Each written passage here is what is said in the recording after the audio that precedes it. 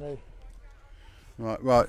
So let me just turn this round. Right, here I am with Sandy Smith from Quarries Warriors, the campaign group for this children's home, this massive children's home, just north of Glasgow, and we're here for a service to all the children that lost their lives in this place. Sandy, can we just explain? We've got in front of us. Right. If we start off here first. Yep. With the headstone, during my time and Jane's time in Quarries Orphan Homes, that was the headstones it was for the children. Our beloved daughter, Sarah Elizabeth Broussard. Well, that was the headstones. It was. Now, Jane and I, we come back here a few years ago to relive the good times. Yeah. And when we come in, Jane says to me, she goes, "Where are they?" I goes, "What?" She goes, "The children's headstones." So how many children's headstones did you have? At that time, we weren't too sure. We thought maybe about 80, because we were children and we were adults. Children that lost their lives in this care home. Now, I'll come on more about this in a minute, but we knew they were that. We set up a meeting with Quarries. Quarries told us they would replace every child's headstone. Yep. Then they told us there were never any children's headstones in here. Right. So we had to get the proof. Which is a blatant lie. Total lie. So can we just pan round and just see all these? Right, so there was 80. We're in a graveyard by a church. It's a huge care home. Honestly, it's massive. And here, if we look, these are all headstones for children that lost their lives. They're not just one. If we look, I mean, it comes back two names, some three names, some with one. And look, they stretch. I mean, this is like a Second World War grave. I mean, how did they all die? We've no idea. Well, Quarries have no records now. We've asked Quarries for this, and as usual, Quarries have no records. In importance, Quarries has not got. Right. So there's no records of children's deaths. You know, they've got the record of the children when they died. When the children died, their age, they know all that. But what the children died with, there's no records. They've all went missing. And what we can say is that there was a lot of abuse went on in this home. Yeah, there were the abuse in here. Wow, was unbelievable. Yep. I reported my abuse, and I'll show you later, John. I reported my abuse to the main office, and what they done is they phoned the cottage father. He come up my age, and he set about me. I got hammered for that. He told me when I go back to the cottage, he goes, "You're going to get the biggest flogging of your life." Well, I knew what that was involved, and I was forced to apologise to my abuser. You was full, right? So, when you say your abuser, what did your abuser do? Are you able to give us a brief breakdown of what he did? This man was evil, and the white his eyes turned red. This is true. And there were a young boy in my cottage. I'll not give names out here. And it was one night we were getting ready for bed, and I had just come into Quarries, and his back, when he took his, my God, did you see this to believe it? It was scabs. It was bleeding. He was in a heck of a state, and I asked him what happened. He started crying. He goes, "I fell out a tree." Right. We were young, we believed that. And through my time in Quarries, I seen many other kids that fell out a tree. Yeah. So it come on to one night, and he pointed at me, told me I had the dishes. That meant the evening meal dishes. You get your evening meal was at 5 o'clock in here. Every cottage 5 o'clock. So we had one meal. I had to gather in all the dishes. The rest of the boys were put out to play. I was in there myself with him and his wife. She was in her sitting room. So I gathered in the dishes, put my sink, washed, dried them, put them away. And the next thing he told me, my clothes were dirty. Right. To get them off. And I was standing with a pair of pants and a vest on. Right. And he told me to take them off. Right. So how old was you, Sandy? 8 years old. 8 years I was just, but it was about 2 weeks after my 8th birthday. So I know it was October 19. It was in October 1959 this happened. I'm not too sure of the date. I know it was about 2 weeks after my 8th birthday. So I was standing there and he told me to take my pants off. So I put my hands down at the front and he told me to stand to attention. And he was looking over my body. Then he told me he had a wooden seat and he told me I had to go onto it, kneel on this. and I knelt on that, and oh, wow, I felt his hands on my body. I felt his hands inside me. And I'm sorry guys, this is where it gets a wee bit, but I'm telling my story exactly how it happened. Because I want this known. This is what happened in these orphanages. And this is why I campaign to get This is stopped. an orphanage of monumental proportions, and it's in the wilds of Scotland here, isn't it? You know, you're cut off here. Oh no, well, everything in here Quarries had. Doctors, nurses, plumbers, everything, shop, everything. They didn't need the outside world. And Quarries, it wasn't government nor council run. This was run by rich people. Rich people run it. Very, very rich people, lords and ladies and whatnot at the time. So, And if you look at the graveyards down the bottom, you'll see if we wander down in a minute, so I and think we can go down. we can jump to the conclusion that you were sexually abused by this man. Well, as I was saying there, I'll come back to that. I felt his hands on me, and I felt his hands inside me. And the next thing I felt his penis in me. I didn't know, I was young, I had no clue what was you're 8 happening. years old. What? And I was screaming. Now, in this orphanage, we were brought up very religious, that God would look after us. We were children. Yeah. And that night, I was shouting to God to help me. Yeah. And he never answered me. Yeah, we hear this a lot. And I know. I was raped in here 4 times by this same man who raped many children in here. We were forced to perform oral sex on him, masturbate him and stuff. That's how evil this man was. And this man was married? His wife was there? Yeah. And what was his wife doing? Or what did his wife do? Nothing. She heard that. Nothing. Yeah, Not she a heard thing. it. She heard And Sandy just said that he reported his abuser, well- and he was whipped and beaten and made to apologise for being raped. I mean, you couldn't make it up. How twisted is that? You know, I can't describe it or put it in word how bad it was. The things that went on here. Jane done a live one night and she was talking about how Jane is Sandy's partner. Jane was here. Jane was abused, and her abuser amputated her fingers. And the guy has a grave over here. Can you give us a bit more of the background to how he went about amputating his fingers and for why? Not that you should explain for these people, but Jane and her sister was seen as poster children. right, And there were a lot of children seen like that as poster children. And just over on the side here is a big park. right, yeah, This is where we came and played. Just over here to our right hand side, there were a big football pitch. yeah, they're still there, And I played for the BB football team. right, And we got into the Renfrewshire Cup and we won it. And we were paraded round here and we were told, smile. right, If there were photographers coming and we'd to smile for these photographers.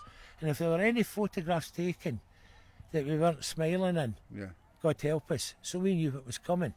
We were put up to the far end and we had to run down this park, waving and smiling as right, if we... yeah.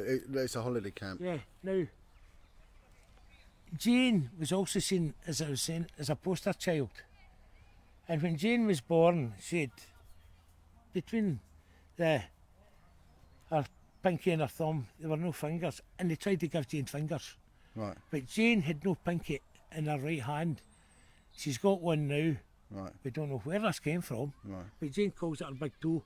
right. No. Okay, You know, but what they were going to do with Jane was amputate her toes and put them on his fingers. right. What? Just so she looked Yeah, normal. so she looked normal.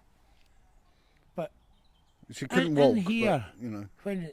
when photographs were taken, we were in with kilts and stuff. We'd to wear that. I always remember that. We'd to wear our kilts with, you know, if this was advertising Quarries, and the young girls in their Sunday dress and white gloves. The young boys had to stand, and I'm going to tell you, this is something. Their 2 fingers clasped like that behind your back. Right. You were standing, you know, that Right. way, and at attention. Yeah. You had to stand. The young girls, they had to have their hands at the front. Right. There were a book come out, it was published, it went on sale, and it was drawn off a sale for a simple reason. Jane's sister Wilma was standing like a boy with her hands at her back. Right. And when they discovered this, months later, the book was taken off sale, and Wilma, God bless her, she got hammered for it. Hammered, absolutely hammered. What did they do? Because she was, Jane can tell you that, but just horrific. Yeah, can we just walk around and just see these graves? I was telling you up there. Yep. There's a headstone. Yep. And there's nothing on it. Right. Now, I want to show you this. Right. Let me just go to that headstone. I don't want to tread over and poor little kiddie's grave there.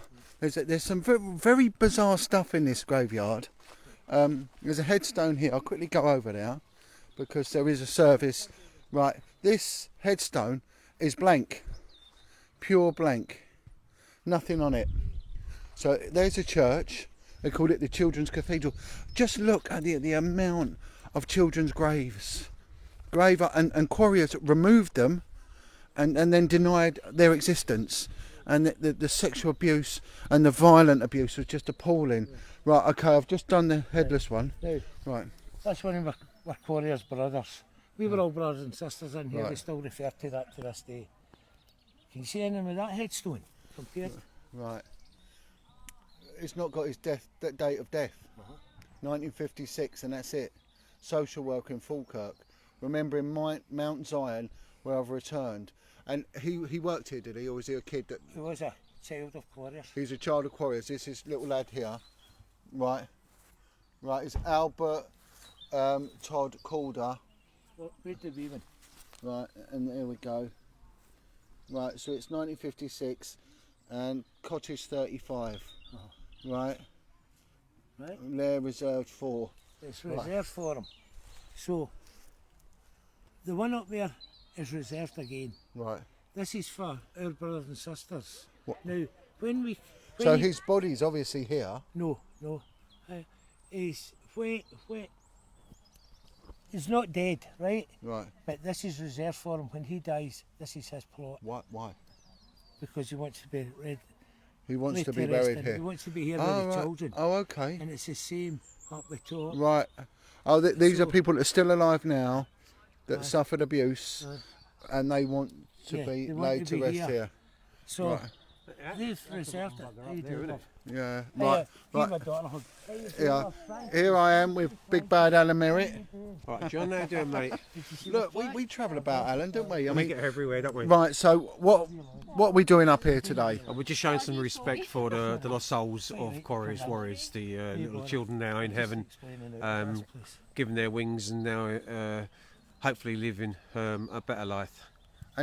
And why is Beach Home involved with Quarries Warriors? Well, Beach Home is again a children's home that was suffered horrific child abuse, and we're here to support Quarries and Sandy, and well, it's kind of like a sister partnership with us with Quarries Warriors and Beach Home Warriors. And we support Sandy, Jane, and all the Quarries. Yeah. And they have done likewise for us. Yeah. And this is what it's about: sticking together, no division, standing together. And Sandy, you know, how much effort have you put in to getting all this reinstated? I mean, Alan, it's unbelievable, isn't it? It's grave after grave, isn't it? Of multiple names on each grave. We started this in 2017. Yep. We were told the work would start, and it took them to August last year. It took them to lay the last headstone up the top there. Okay.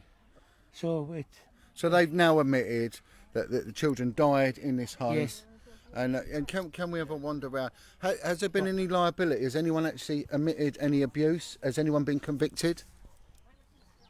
in the cottages, yes, with the abuse, we've had some. Now, if you look round, you'll see the church Yeah. with the steeple. Yeah. Now, there's a man known as the Beast of the Bell Tower. If you Google it, you'll find us. Quarries Orphan Homes. The Beast of the Bell Tower. Okay. And his name was John Porteous. John Porteous. I'm not allowed to say that. I can get jailed, but I don't care. Jail me, I don't care. Right, And he used to take young boys up there and abuse them. Oh. And at the Scottish, he was sentenced to 8 years, Well, he's been convicted in a court. Why can't we name him? reduced to 6, reduced to 2. Yeah. On his release, he come back here. He come back to work. Right, so let's get this right. Can you Oh, get sorry. that up there, John? Yeah, I That's did. the bell tower, And that's where they they used to took the call kids. him the beast of the bell The tower. beast of the bell tower. This guy was convicted, but even back then, you know, for 8 years, reduced to 6, then to 2. Obviously, he's putting in appeals, you know, for raping young boys. And then on his release, he comes back here as a sex offender to work amongst vulnerable children. Yeah. How? Yeah. I mean, you know, Quarries. you know what absolute contempt for humanity. But You know. the thing was, Can we go up and have a little look at, you know, I just want to, I want to. there's more to the story about this beast of the bell tower. Right, okay, let's get under the yew tree. The beast of the bell tower. He was called to the Scottish Child Abuse Inquiry. Yeah, I'll not give the fella's name who he abused as a child. And Lady Smith asked him, Porteous, will you give an apology yeah. to your abusers as if here today? And he went, no. Oh. He asked him a second time, and a second time he refused. Oh. Now, I've got some camera equipment, as you'll see later, and I managed to get a photograph of his face, Yeah, and I put it on an A4 bit of paper with the story what he'd done. yeah, And I come around here and I posted it to near enough every tree, Yeah, bench, yeah, a yeah. lot, put it all through every yeah, cottage. yeah. And the cottages now, which you'll see later, most of them have been sold off. Yeah, they're houses, aren't they? Yeah, aye, they are. I mean, Victorian. these walls have. Oh, look, he's giving me a fag. There you go. These walls, they've got a lot of bad energy in them, haven't they? You know, I mean, I wouldn't want to live in it. We managed to get Portes booted out here, and I don't care. I want him to take me court for slandering him because he. What he done Well, to let's your look at kids. slander. It's a public domain that this guy abused children, got a prison sentence. There's no slander there at all. And he's been part of the Scottish Independent Inquiry. Yeah, but do you know the biggest kick between the legs we received? Our brothers and sisters who abused tried for legal aid. Yeah. They take him to court and were refused. And Porteous was awarded £50,000. Where's the justice? in that country? it's not, Where is it? there's You no don't get justice, that. there's just perversion. You know, there is perversion, and that really is kicking You know, people when they're it's- down. It's You know, sad. It's and sad. I want people just to let's turn this round and can I have a little? Sorry, back a minute. Put your head for I want people to see. I want people to see. Honestly, this is like a D-Day cemetery, and it is. I mean, it's beautifully maintained, you know, and it is just grave after grave after grave. These are little children that are put in a place of safety. They suffered abuse. We can't vouch for all of them, but I no doubt that Sandy's story dovetails in with every single story here. And honestly, it's row after row of double names. I mean, this has to shock a nation. This one here has got 3 children. 3 children. Three little girls, Catherine, Annie and Marion. I mean, right, we're going over here now, and I want to show you this. I want you to read this. This is Right. I don't know if you can see because of the light. I'm going to read out in memory of James Romaines Davidson, OBE and an MD, right, born 16/9/09, and he died the 27th of November 1991. Physician, general director of these homes between 1946 and 1974. And his wife, Jean Isabel Moffat, and she was born in same year, and she died 1998. So there we go. Right, let's talk about this, the story behind these individuals, Davidson and Moffat. when the children died. In our time, you needed 2 doctors to sign the death certificate. Yep. Quarries Orphan Homes, that was one of them, Right. Okay. and a Dr. Minto was the other one. So he was one of the doctors who would sign off That the would death. sign the death Right. certificates. So he was for pretty. He was everyone. Well, not them all, but a lot of these children, he signed them. right. He also was a doctor in the hospital, which I'll show you later. Yep. And he was the man that's responsible for leaving my Jane with the fingers. Here. Right. Right. This is a man. This guy here. No, you carry on. So this guy here amputated Sandy's partner Jane's fingers. and he signed off every single death. And if we look, his pen must have run out. Look, I can't. I just can't. Look, it is grave after grave of children. You know, okay, if you're looking after kids, there's going to be sickness. There is, but these kids would have been kept probably underfed, like a lot of the care homes, and constantly. Sandy was telling me, Sandy, can we just go? This is a religious school. That's a children's cathedral behind us, and you've got these little homes that are dotted around, a bit like a lot of these care homes, and you'd say there'd be about how many children in each home? And each cottage could house up to 22 children, 24 children. 24 children. They So, could house up. and you said there was a routine in the evening.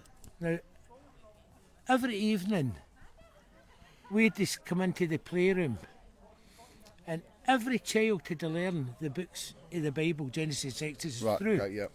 So we'd to learn that. And every child had So, their so own you Bible. said you would sit round in a circle, Uh-huh, yeah. and then you'd have the housemaster and usually his wife there. Well, we'd call the cottage parents Daddy or Mummy. Daddy and Mummy. So Daddy and Sir. Mummy, right, would sit all these kids around, and you were all given a bit to read in the Bible. You take turns. It would go in a They round would robin. tell us to open at a certain chapter. Right. Open at Exodus, verses such and such. Yeah. So you For would example. start, Yeah. and once you got to that, I would take over, Yeah. and it went round a circle till they told us yeah. to stop. And then, if we got a word wrong, we were taken in to what's known as a shed, and we were flogged for getting the word wrong. And what were you flogged with? A 2-prong leather belt. Right. So can we get this into perspective? These are children, junior school children, were made to read a Bible, and it's a bit like reading a legal document. It can be very tricky reading, Yeah. and there's a lot of these and thous in there, so it can be a bit difficult to understand. You know- If you've got even one word wrong, Sandy was telling me this earlier, this guy would drag them, you know, by the scruff of the neck, and would throw them on the floor, strip them, and then whip them with a 2-prong belt and call them dirty for getting one single word wrong. And his wife would be there, and you know, it just, and then they wonder how these children die. You imagine doing that to your 8-year-old child. I heard you saying there about starving with food. Yeah, And it's better if you start off at the evening meal. yeah, okay. Every evening. I want to just keep on these graves. I think it's important. Every evening Yeah. for our meal, we had 2 potatoes. 2 potatoes. And you know, a free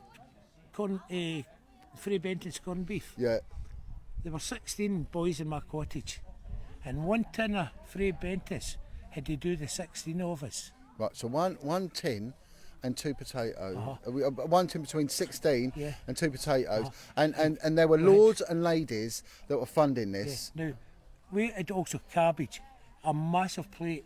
The cabbage was just boiled, Right. and that was Yeah. runny cabbage served to us. 12 o'clock lunchtime when we come out of school, we had another 2 potatoes and maybe a sausage, 1 sausage, Right. more cabbage. Yeah. Every morning I was in there, every morning. It was a large frying pan, like a dustbin lid, Yeah. and that was put on, and it was boiled cabbage that was put into it Right. with that lard, Right. and So- that was fried. Right. And fried into cabbage. that, eggs were put, and it looked like a cabbage omelette Yeah. with 1 slice of bread and a drink of milk. Yeah. Now, Quarries had a farm, I'll show you later, Yeah. and we used to go in there and we would steal potatoes, we would steal turnips, Yeah, 'cause you we was would go, hungry. we were starving, Yeah. absolutely I starving. mean, I hear this from Bill Maloney and Chris Fay when they talk about the kids' homes. They were constantly hungry, Yeah. malnourished. But with these meals, we were all, tripe was another thing we were fed, and I hate was. Oh, tripe, right? Right? Yeah, it's horrible. It's the way lining of a cow's stomach. That's right. Yeah, yeah, Well, we were fed It's that, awful. I couldn't eat it. yeah. And I got that for my lunch at 12 o'clock. It was put down to me cold at 5 o'clock. Couldn't Yeah. eat it. It was put down for my breakfast. Yeah. It was put back down for Until my you dinner ate the it, following until you day. ate it. And the following night, that was a shot up, and I couldn't eat it. Yeah. And the cottage father, he pointed, and they get 2 boys out, and they had to hold your hands out. He came to the back of you, Right. and he get his hands like that, Right. up your nose, And pulled your and nose pulled you up. back.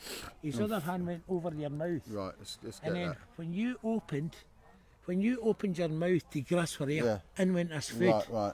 Now, So I'm serious, and this is true. This just did not happen to me. I've seen it happen to other children in my cottage. And Jane will tell you it happened in a lot of cottages. This happened. And if we were sick, we'd eat that as well. Right. Something's just come. Something's come to me, Sandy, and I want us to get a backdrop of this. I'm going to move it over. We are constantly seeing these remembrance parades with "Lest We Forget" for the soldiers that died in campaigns, which is appalling. But these are grown men, right? Lest we forget. Where is the "Lest We Forget" here? Where are the marches down Whitehall for all these children? This isn't just Quarries. This would have been so many other kids' homes up and down the country, you know. And you look, we just keep going. We keep going. And this is the survivor groups have all come round. Over here is a plaque. Yeah. And that plaque has got the year the child died, the child's name, and the child's age. Yep. Over on the far end, they forgot to put in. We done a survey. We done an aerial survey. Yeah. It cost a hell of a lot of money, and we done it. And Quarries done it, and we marked out where every child was. Yeah. And theirs corresponded with ours. So we know that there's 338 little children in here. Yeah. There's 155 headstones in here. Yeah. Some 1, 2, 3 Yeah. in a As we've grave. seen. But on the plaque it tells you, now at 15 years of age, you were put out of Quarries, Yeah, you yeah. defend for yourself. Yeah. You're in the war. But if you'll see in the plaque, when you see it, you'll see that ages 25, 27, 30 and that. But this was children who had no parents, had nobody. No pure, one. Yeah. Pure No orphanage. one. And all they had was beating, starvation, and rape. And this is what they had. And this is where they ended up. Look in here. Look. I'm absolutely. I'm lost for words, Stan. I am so. And yet. Look, there's all these big You'll stones. see Quarries yourself. Yeah, William. Let's go and look at William Quarry who set this up, and I want to have a look at this thing with the teddy bear in a minute. I am totally and utterly broken with this. This is just unbelievable. This is absolutely unbelievable. Kid after kid after kid after kid, and we're going to go over to where William Quarry who set this up. Hiya, right? Who set this up? And we look at the mausoleum they've given this right. We've got other survivors and the beach home. We've got Jean now. Jean, give us a wave. Jean, one of the beach home survivors here. How are you, darling? How are you? Oh, nice to see you. Nice to see you. Oh. And Jean, Jean has come all the way, from the London area, travelled, with Sue from the beach home. Do you know what I mean? And you suffered abuse in the care system. Yes, I suffered. Yeah. I had mentally, physically, and sexually abused in the homes and that. You know what I mean? But I'm still alive, and I'm still fighting for children, and I won't give up until the day I die. We protect children. And we've had enough of this, Jean, haven't we? We've had enough. It's got to stop now. Jean, how old are you now? 80 nearly. Jean is 80, and Jean and Sue dedicate all their time travelling to all these little campaign meetings and the marches. Jean and Sue are always at Trafalgar Square outside Parliament. And this is what I say to people, lest we forget the soldiers. Look at this. I'm not knocking the soldiers. I think they're great what the veterans do. But all these children, grave after grave after grave. Sandy, can we just... Hiya, Sue. Hello. Here's Sue's here Hiya. once again. Sue, and today we're here for a service for the children, and I just want to look. Sandy, can you just explain this to me? Let's just go up here. Jane, second.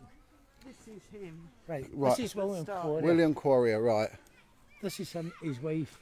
This is his sisters on each side. Were they there when you were there? No. No. They were long gone. Long gone, But right. his sisters took over. Right. They run into the home. Yeah, okay, yeah, we will. They took over. Right. They run into the home. We'll do Now, that. there were a lot of children from Quarries who were sent abroad to Canada. It was firstly Canada. And the children, when they were sent there, their birth certificates were taken off them. Right. Their date of birth was altered. Not them all, but a lot. So that if they were trying to find relatives later, it was hard. Oh, they couldn't, because right. it was that. But Canada closed their borders in 1948, so they started sending the children to Australia, and that was in 1974, 76, round about that period. They stopped that as well. I mean, Pardon me, but it's there getting is a dead right. documentary called Sunshine Oranges. With me No. here is Lou Dickens. There you go, Lou, whose grandfather is Geoffrey Dickens, the brave MP who exposed a lot of the abuse and satanic abuse. So, Lou, you've travelled a long way as well today. We do, You know, for the cause, for the love. And we've been in Edinburgh yesterday. Edinburgh, sorry, Glasgow Centre. Yeah. We're getting going to started. start. We'll come back after. We'll get going. Right, sorry. I'm running low on battery, so we're going to start the service. And, I'm with Alan. So we just got to keep going now, haven't we? Yep, we keep going, we do our thing. We always got to remember, it's always about the children. This is why we're here, and this is what we do. It's for the children of tomorrow, and everything else has got to be put aside and just forgotten about. And Alan, will you be going live tomorrow with Wake Up UK? Sandy might be doing it because I'll be travelling back to we'll be travelling back home tomorrow, and I don't think I'll get home till about 6:30. Right. But my show will be on at 6:30 tomorrow, and Sandy's going to do it in tribute to these. Yeah. Well, Sandy's started now, so I'm just going to do it as long as my battery can last.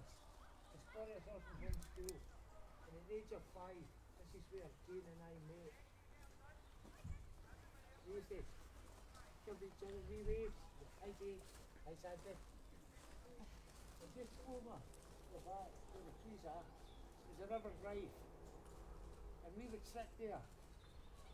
We became friends at first, and boyfriend, girlfriend, and in our teens we used to sit over by the river drive, planning our life ahead. We had a big plan. We were going to have all these children, more children than was in Quarries or homes. We were going to have. I was going to be a busy man. Jane was going to go away. So, at the age of 14, Jane went missing. No one knew where Jane went. Jane, her sister, and her brother. No one knew. And I started my working life and come back to try to see if they would give me information in Jane. So, I wouldn't give me that. So I tried every way I could think of, but unfortunately I couldn't. I carried on with my life, Jane carried on with hers. 7 years ago, after 48 years apart, Jane and I met once more. And we've got so much in common, it's unbelievable. But we come back here to relive the happy times.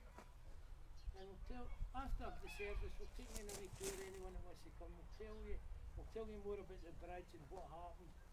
And I hope you know the Winnie the Pooh story. It's a wee game called Pooh Sticks. We'll have a game of Pooh and we'll tell you what happened here.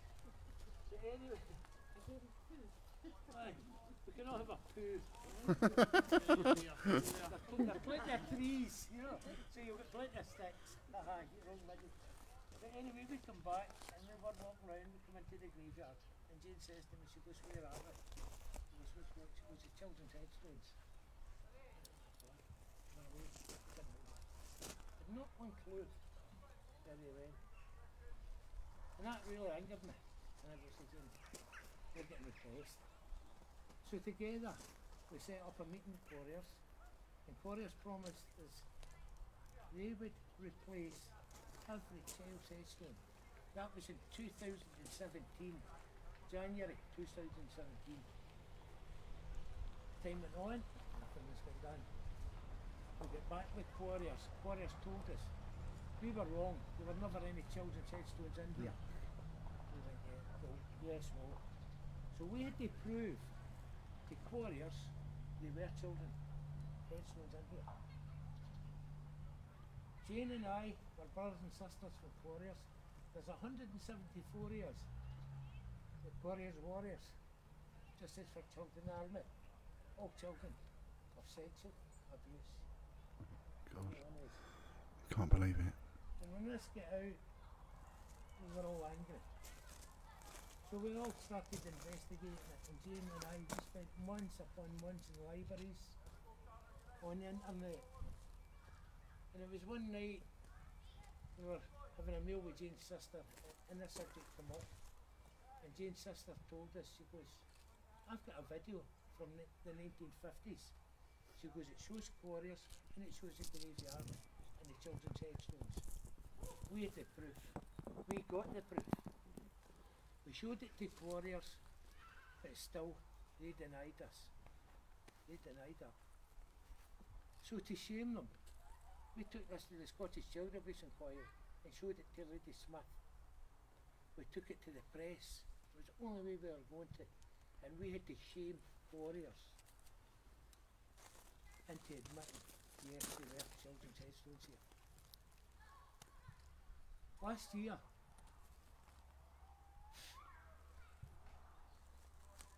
we come back here. The 29th of September, we come back. And we're going to hold a service every year, closest to the 29th of September. The 29th of September, when they ask, is my birthday. And the 29th of September, back in 2013, Jane and I put together the Quarries the Quarries Warriors Justice for Children. We wanted truth, we wanted justice. There's many children who spent time in here were sexually abused and stuff. I'm not going to try and embarrass Jane, but in this graveyard there's a man lying, a Dr. Davison. They had 2 doctors in here. And back in our time, you needed 2 doctors to sign a child's death certificate. That was one of the men that signed it. This man here also worked in the hospital at the back. And that man's responsible for leaving my poor Jane with no fingers. I don't want to upset anybody. You mind? You mind? That's what a man left my poor Jane with, in both hands. And I've got the cheek to bury him in here. He's responsible. He knows what the kids died, but not them all, but most of them. But yet Quarries deny this to us. And we're still fighting to get work carried out here. We asked them to put up signs, because we come back in here one night, and Jane will tell you, and this is no lies, with just over 2.5 bags, bin bags, full with Buckfast bottles, Chinese and, well, not saying Chinese, but you know, the plastic carry-out cartons, all scattered. And under that tree, this is where they were hanging out. And we felt then, and the amount of dog poo was disgusting. We told Quarries about this. They apologised and says they would send in their staff 3 times a day, in the morning, lunchtime, and before they went home at night. They kept their words. There were no gates in the far end of that. We had to campaign to get gates. That took a long time just to get gates to try and keep dogs out. But the gates, there's no springs to keep them closed. So you can leave the gates open, and people were doing this. And we come up one night and there were a woman, and she was standing just up there, and her dog was caught with his leg, having a piss in one of her brothers and sisters. And I thought, it was me getting dogs abuse for pulling her up. My dog's got to do its needs. There's a park over there, a large park. They don't need to come in here with their dogs. We don't know who done this. We know it's one of the warriors. It's one of the with us today. Whoever did this, thank you. Please row in the bottom of the row. It's a plastic white rose. That'll be there forever. And remembering our brothers and sisters.